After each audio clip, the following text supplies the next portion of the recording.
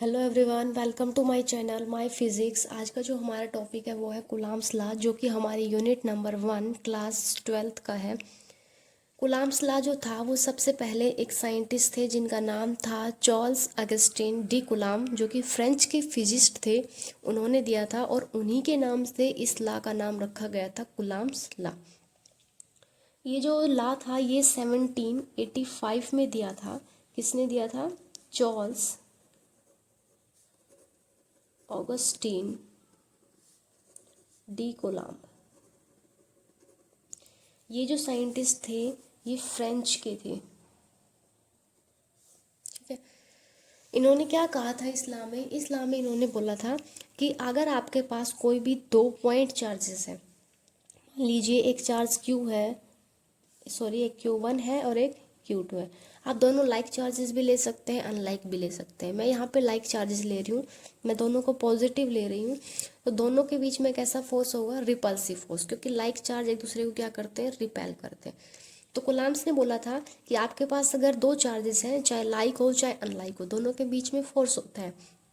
Like है तो आपके उनके बीच में क्या होगा? Repulsive force. एंड अनलाइक है तो उनके बीच में कैसा फोर्स होता है? Attractive force.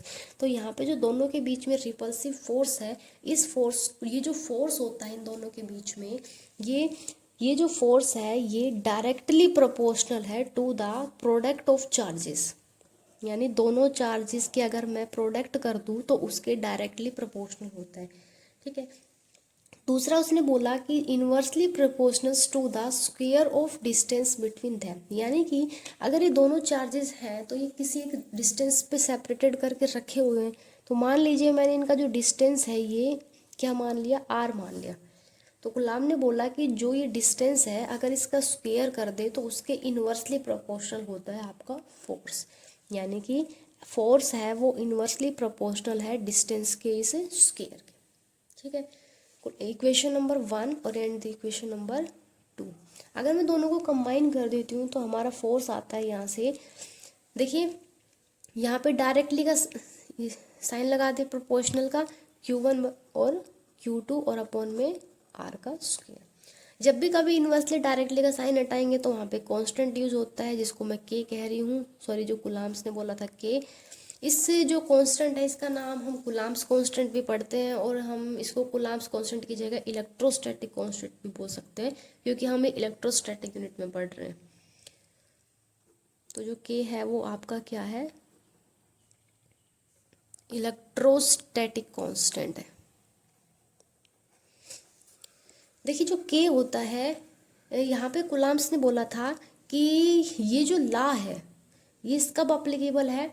उसने कंडीशन रखी थी कि जो चार्जेस कैसे होने चाहिए, एक तो पॉइंट चार्जेस होने चाहिए आपके, यानी कि सिर्फ चार्जेस हैं वो आपके छोटे होने चाहिए, ज़्यादा बड़े चार्जेस पे, एक्सटेंडेड चार्जेस पे ये अप्लीकेबल नहीं है। दूसरा उसने कहा था कि चार्जेस आपके कैसे होने चाहिए? स्टैटिक्स होने चाहिए। ठीक है। स्टैटिक का मतलब रेस्ट में होने चाहिए। दोनों चार्ज भी रेस्ट में हो सकते हैं या फिर एक चार्ज तो आपका रेस्ट में होना ही चाहिए। अगर दोनों मोशन में है, डायनेमिक है, तो ये जो लॉ है ये अप्लीकेबल नहीं होगा। तीसरा उसने बोला था कि जो आपका ये जो लॉ है इसमें उसने ये बोला था कि जो इनके बीच में फोर्स है, मान लीजिए ये जो चार्ज है ये इस चार्ज को क्या कर रहा है? रिपेल कर रहा है, तो उधर इस पे क्या लगा रहा है? फोर्स लगा रहा है। तो ये जो फोर्स होता है ये हमेशा इन दोनों चार्जेस के सेंटर से जो ये जो लाइन पास हो रही है, स्ट्रेट लाइन, इसी के अलोंग लगेगा। यानी कि ये जो चार्ज है इस चार्ज को जब रिपेल करेगा तो ये नहीं कि इधर रिपेल कर दे इधर कर रहा, ऐसे नहीं करेगा। ये हमेशा सेंटर से जो स्ट्रेट लाइन जा रही है इसके अलोंग ही क्या करता है? फोर्स लगाता है। तो force acts along line of centre. Fourth उसने ये बोला था कि जो आपका ये जो फोर्स होता है दो चार्जेस के बीच में, ये इनके बीच में जो मीडियम है उस पर भी डिपेंड करता है।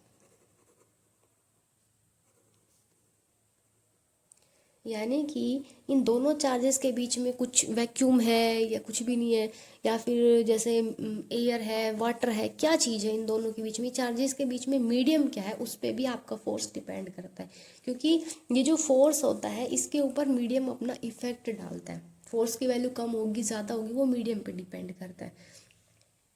तो यानी कि यहाँ पे जो हमने के यूज़ किया वो इसीलिए किया है क्योंकि जो फोर्स होता है वो चार्जेस पे भी डिपेंड करता है, डिस्टेंस पे भी डिपेंड करता है और साथ में इनके बीच में जो मीडियम है उस पर भी डिपेंड करता है। और इसीलिए के की जो वैल्यू होती है वो होती है 1/4πε0।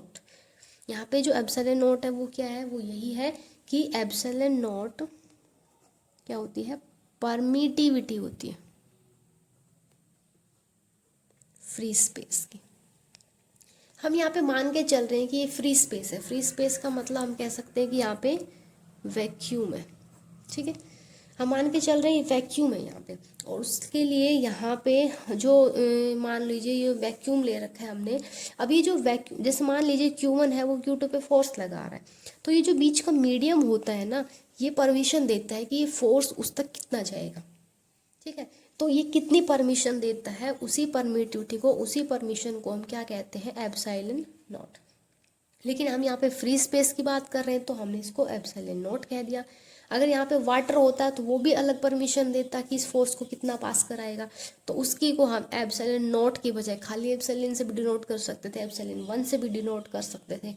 तो नोट जो होता है वो हम फ्री स्पेस के लिए यूज़ करते हैं। एप्सिलॉन का मतलब क्या होता है, परमिशन देना, परमिटिविटी देना इस फोर्स को, ठीक है। यानी कि जो ये एप्सिलॉन नॉट होता है ये एक तरह से परमिटिविटी होती है कि ये फोर्स को कितना अलाउ कर रहा है, कितना परमिट कर रहा है दूसरे चार्जेस पे। तो ये हम फ्री स्पेस में बात करते हैं, इसलिए मैंने नॉट से डिनोट किया है।